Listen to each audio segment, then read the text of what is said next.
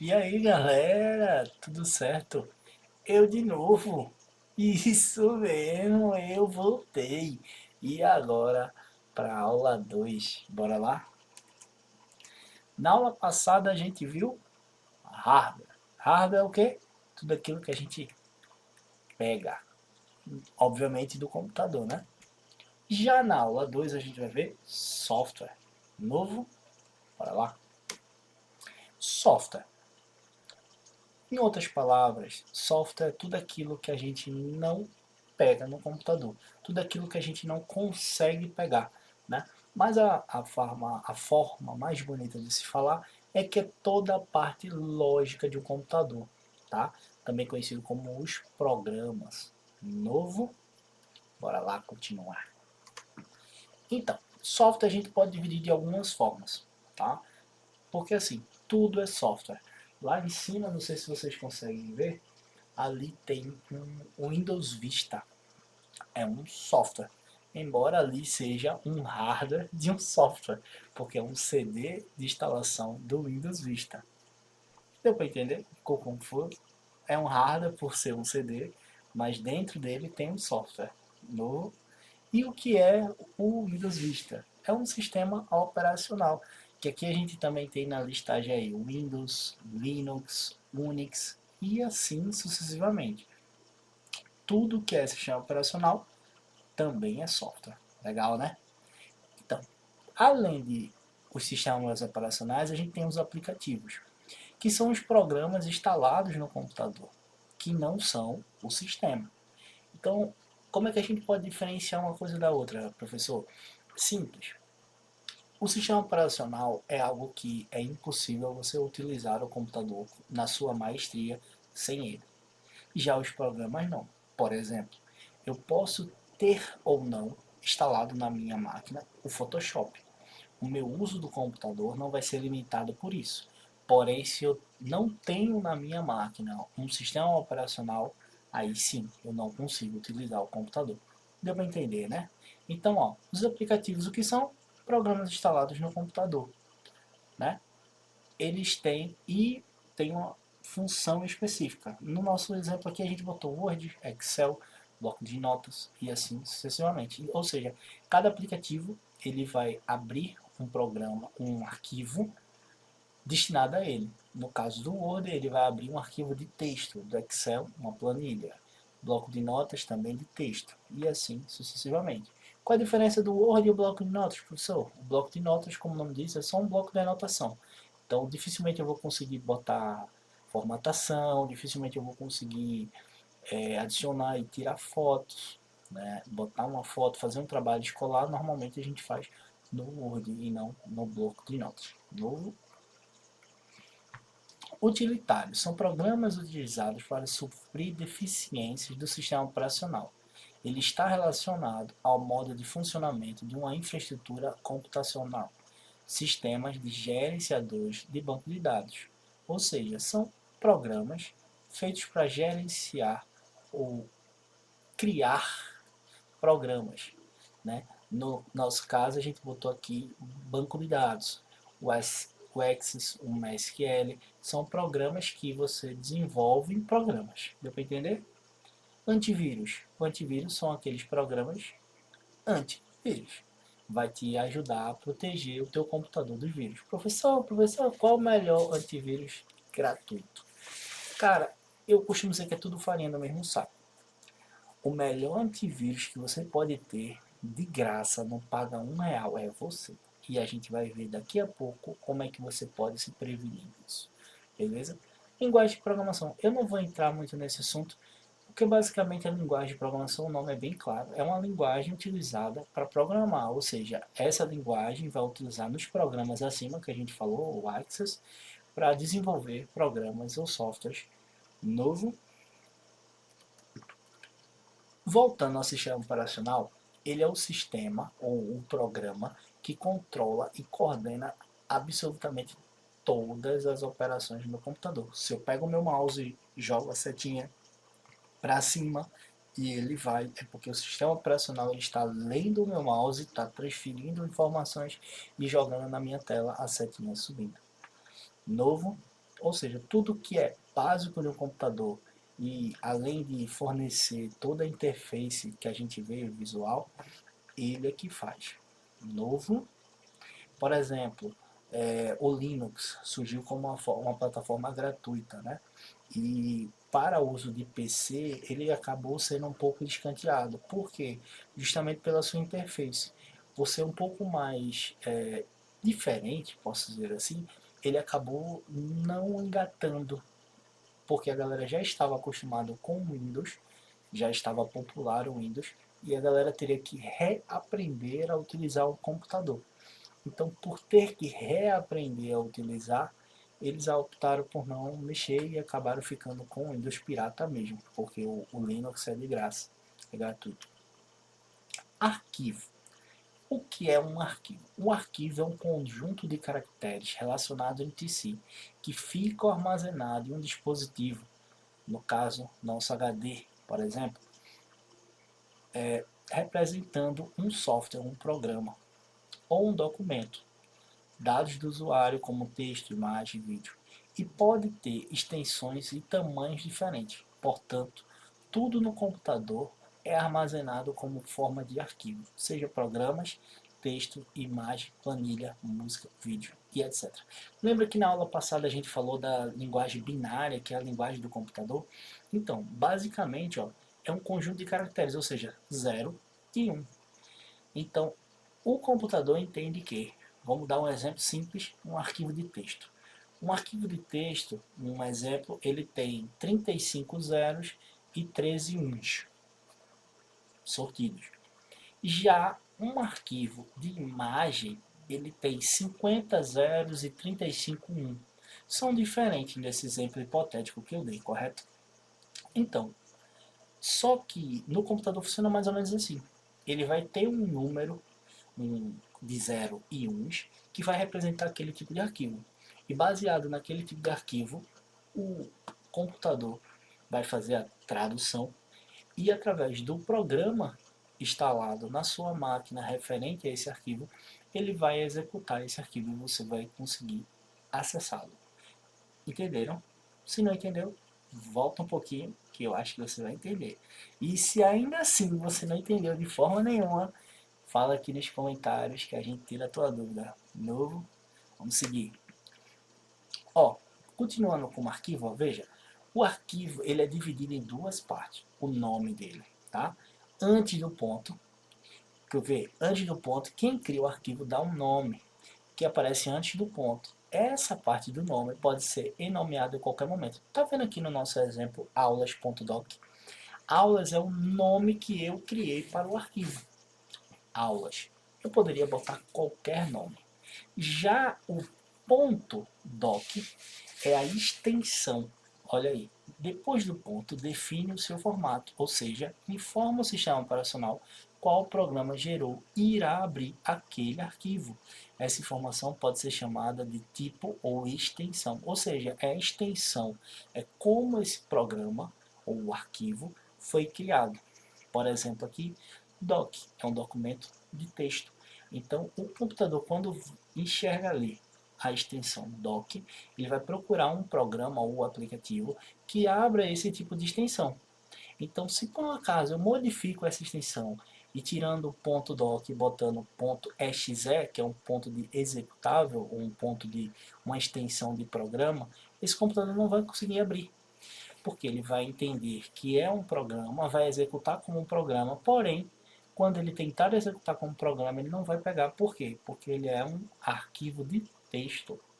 Então, só depois que eu remodificar a extensão dele para .doc, é que o computador vai conseguir enxergar o programa para abri-lo e, por sua vez, abrir o programa. Entendeu? Então, é extremamente importante que a gente não mexa na extensão do arquivo. A maioria das nossas aulas que a gente salvou arquivos na aula prática, a gente viu que ao salvar a gente não consegue botar ponto, não consegue botar alguns caracteres especiais. Por quê? Porque o computador entende que aquele caractere especial pode danificá-lo na hora de lê-lo. Então ele já por segurança não permite. Massa? Interessante, né? E pasta. A pasta, basicamente, é o local onde é o local onde guardamos e organizamos os arquivos. A pasta são como gavetas no nosso HD e é um modo de armazenamento fornecido pelo Windows Explorer, que é aquela pastinha amarela que tem embaixo no nosso computador. Tá? E lá eu posso ter várias pastas dentro da outra. André, como assim pasta? Por que falar de pasta? Porque assim, no nosso celular, que é o que a gente está mais acostumado a utilizar, quando eu baixo uma foto de bom dia que minha avó mandou no grupo da família, o próprio celular faz esse armazenamento. Eu não preciso dizer para onde essa foto vai. Então, de forma compulsória, ele pega aquela foto e guarda para mim. A partir do momento, usando o exemplo do WhatsApp, que eu mando essa imagem, ele gera outra imagem e salva em outro lugar. Ele não me permite gerenciar isso, a não ser que eu, de forma manual, vá lá na pasta do sistema, vá na pasta do WhatsApp e dessa forma eu consigo mexer. Vê como é diferente? No computador não. Todas as fotos, arquivos, o que seja baixado vai para a pasta de downloads, a não ser que você mude. E te permite, de forma bem simples, só um clique naquela pastinha, colocar em várias pastas ou criar onde você quiser. Inclusive você pode salvar arquivos direto naquela pasta. Eu não preciso salvar da internet para downloads e downloads eu passar. Não, eu posso na hora de baixar meu arquivo eu boto lá, salvar na área de trabalho. Ele vai salvar na área de trabalho. Salvar na pasta chamada aulas da área de trabalho. E ele vai salvar. Interessante, né? Vírus, lembra que a gente falou de vírus? Eu não vou ler, porque é muito grande e todo mundo sabe o que é vírus. Mas, basicamente, o que é o vírus? O vírus ele entra no teu computador para fazer duas coisas. Uma, danificar o teu computador, de alguma forma. A gente teve exemplo hoje inclusive em sala de aula, hoje quando eu estou gravando esse vídeo terça-feira, de um aluno que a sua mãe comprou um pack de fotos e quando ele foi abrir, danificou o computador. Travou o computador, ele reiniciou, teve que reiniciar várias vezes para ele voltar. Isso pode ser considerado um vírus. Danificou o computador dele, nem que seja momentaneamente. Mas também poderia ser um vírus que ficasse caladinho lá, roubando os dados, as informações que ele manda. Ou você nunca falou no celular e quando conversando com sua esposa, com seu marido, com seu amigo, com seu familiar, e falando sobre viagem, por exemplo, e quando abriu o Facebook, tinha lá 1, 2, 3 milha.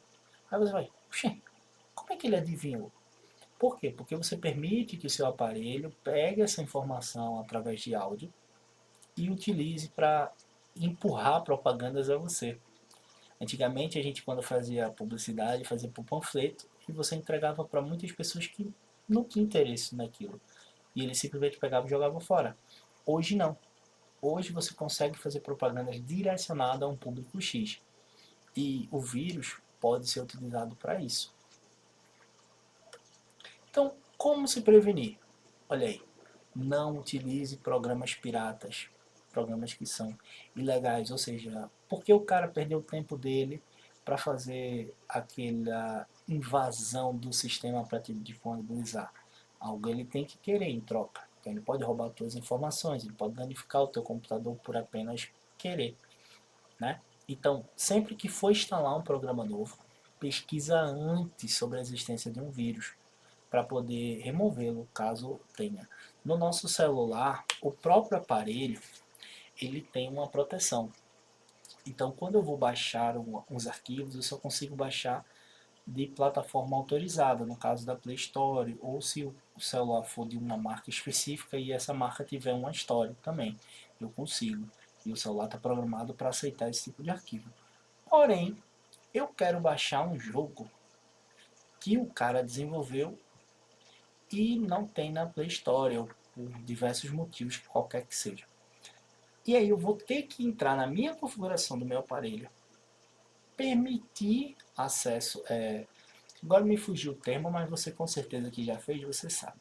Permitir acesso de plataforma externa para que eu possa instalar o programa.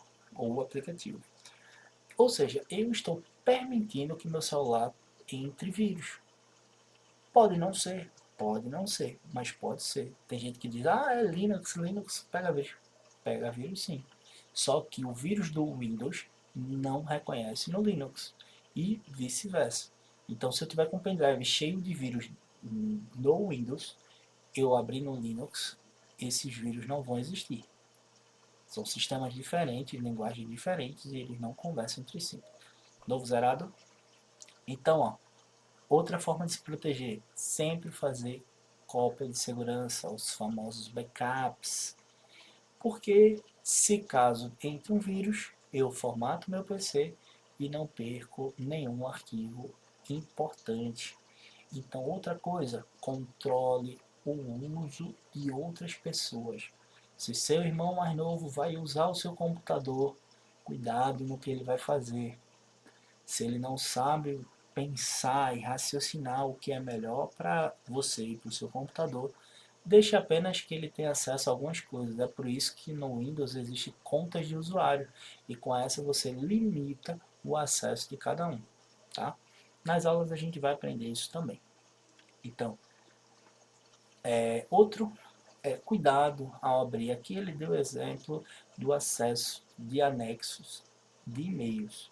Mas hoje, arquivos do WhatsApp também podem serem prejudicial.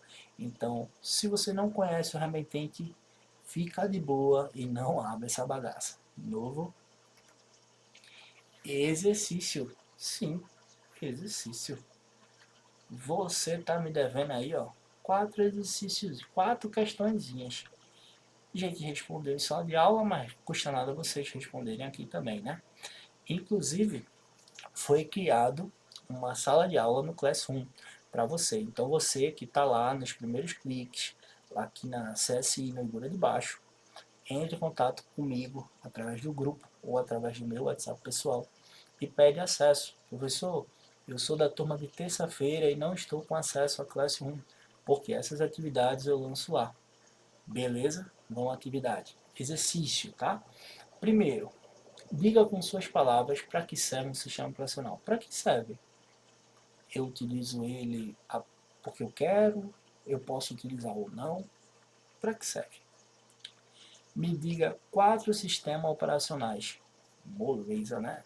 Não vale o Windows, tá? O Windows a gente já sabe. Eu quero 5 nomes de vírus e 5 nomes de antivírus. Como assim nome de vírus, por exemplo? Os mais antigos conhecem um vírus chamado Cavalo de Troia. Isso mesmo. Igual a história de Troia, existia um vírus chamado Cavalo de Troia. E igual a esse, existem outros nomes. Eu quero que vocês pesquisem e me digam 5 vírus e 5 antivírus e 3 formas de se proteger contra o ataque do vírus. Simples, a gente falou um monte. Escolhe 3, fala com tuas palavras. Esse questionário já está no Classroom. Beleza? Gente, por hoje é só. Até a próxima aula. Semana que vem, acredito que segunda-feira já tem vídeo novo com a aula 3.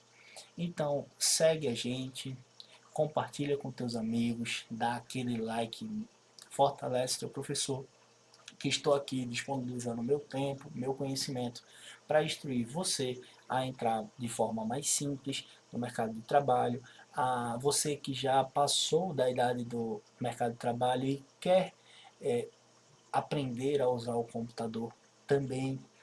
Então, inclusive, você que é idoso, você que já passou dos 40, dos 50, que trabalho não usa informática, mas quer, pode chegar junto, tá? As vagas já foram fechadas para as primeiras turmas, mas logo mais abrirão outras turmas. Professor, quanto é que paga? Nada. 0,800.